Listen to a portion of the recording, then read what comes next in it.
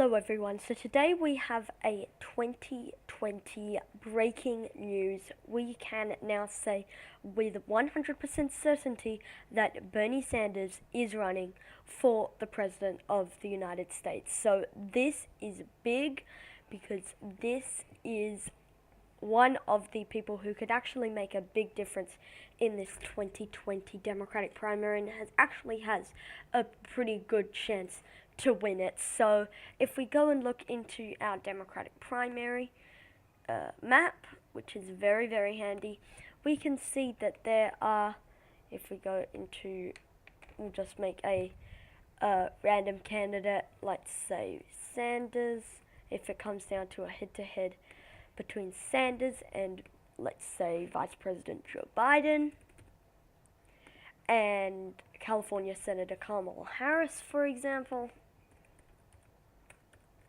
And if we go there, we can have this three-way matchup. For example, if we take a look at these super delegates, they're likely to go overwhelmingly in favor of Sanders and in favor of Harris, with only a little bit of them going to someone like a Bernie Sanders. It might play out something like this.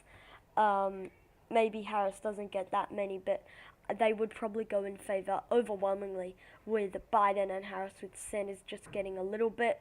And that automatically gives Joe Biden and Kamala Harris a massive leg up. But even if we give Sanders the states that he won back in 2016, I'm not going to go through all of them, but you can still see how it might be somewhat difficult for, even though Sanders, he would get a lot of the votes, it could still be hard for him to win the nominations because of these super delegates. Now, even though they don't vote on the first ballot, I don't think this is going to be much of a problem for these more establishment candidates because of all the vote splitting.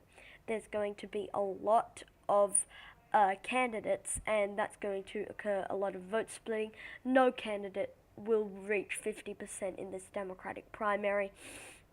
People are the front runner has 30% of the vote in Iowa, which is Joe Biden, who is the front runner at this point.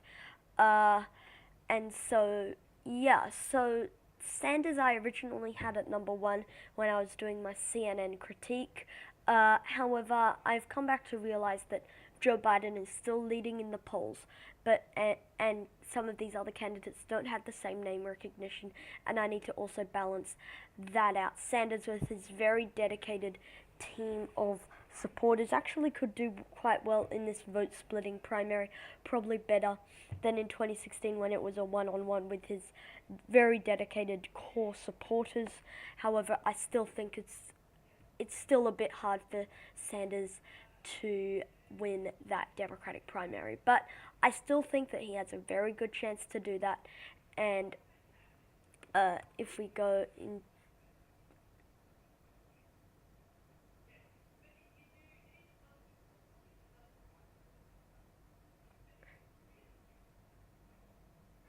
yes, so if we go into our 2020 election map, and we go into Bernie Sanders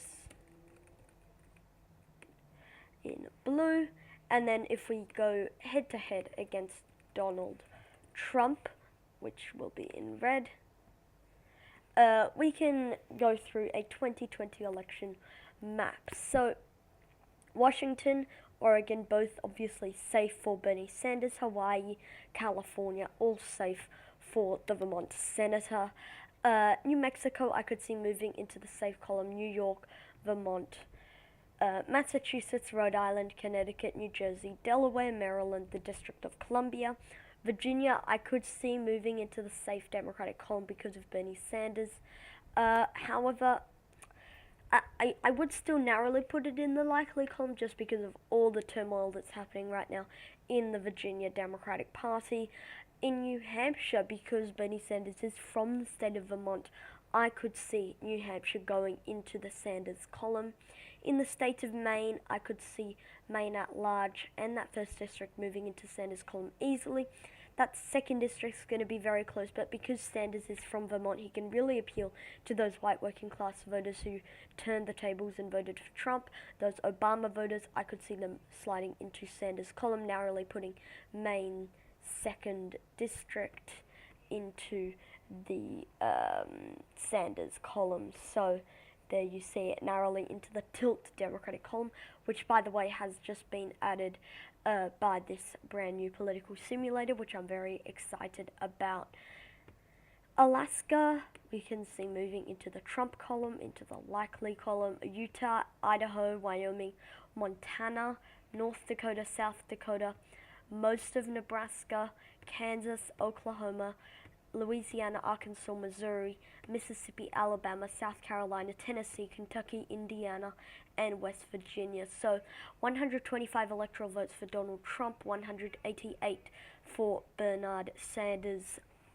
I forgot to fill in the state of Illinois, which would move into the safe Democratic column. So Donald Trump is probably going to win Texas and Arizona. I mean, these two states are traditionally Republican states, and they're not going to switch over for someone like a Bernie Sanders who's quite on the progressive left of the Democratic Party. That would help him in the Rust Belt, but not necessarily in the southwest of the country. So 174 electoral votes for Donald Trump, 208 for Bernie Sanders. Nevada, I could see moving into the leaning Democratic column, and Colorado I could see moving into the likely Democratic column, just because Bernie Sanders again definitely could appeal to those voters in that region of the country. So 223 electoral votes for Bernie Sanders, 174 for Donald Trump. I'm going to give Trump narrowly that second district, just because there was a Bernie Sanders-like candidate there in 2018, and Kara Eastman, she failed to win. She was backed by Justice Democrats, Our Revolution, etc.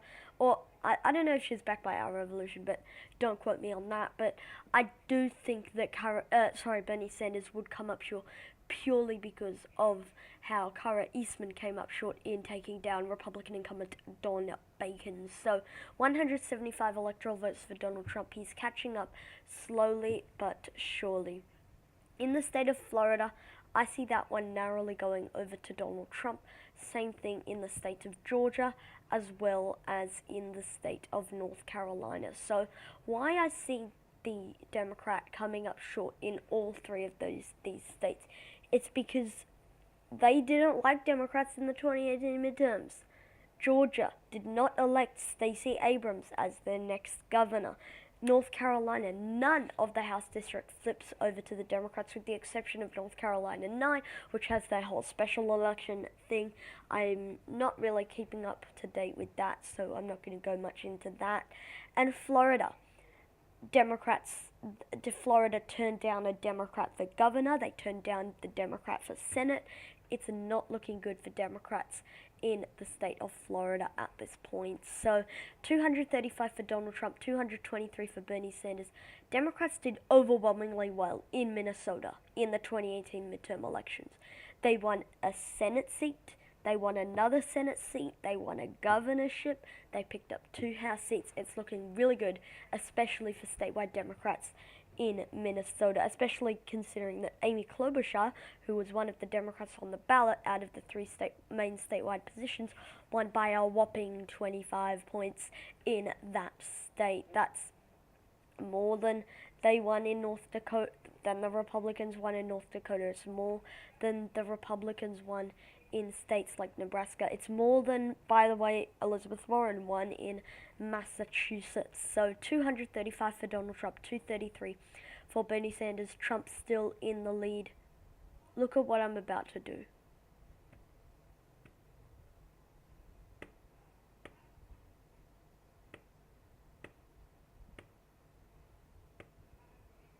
Now, why I just did that is because these states voted so overwhelmingly, especially for progressives in the 2018 midterms. Let's go through them one by one.